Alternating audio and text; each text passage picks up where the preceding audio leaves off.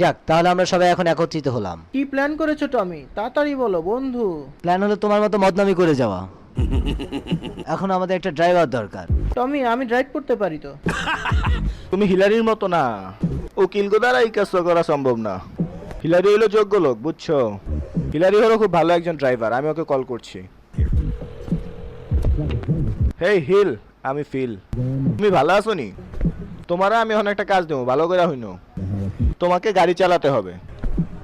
আমি এখন একজন লোকের হয়ে কাজ করছি। না না, ও কোনো রেন্টেকারের লোক নয়, কিন্তু সে একজন ড্রাইভার চাচ্ছে কিছু অ্যাকশনের জন্য। ওকে, বুঝছি।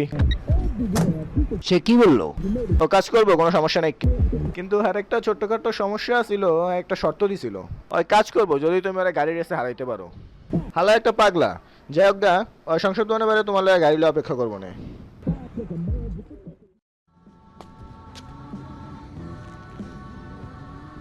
তুমি টমি? ও অবশ্যই তুমি টমি, না হলে তুমি এখানে আসবে কেন? ওকে, আমার শর্ত হলো আমি গাড়ি চালাবো যদি এবং শুধুমাত্র তুমি যদি আমাকে হারাতে পারো। ঠিক আছে? হ্যাঁ, এখন চলো শুরু করা যাক।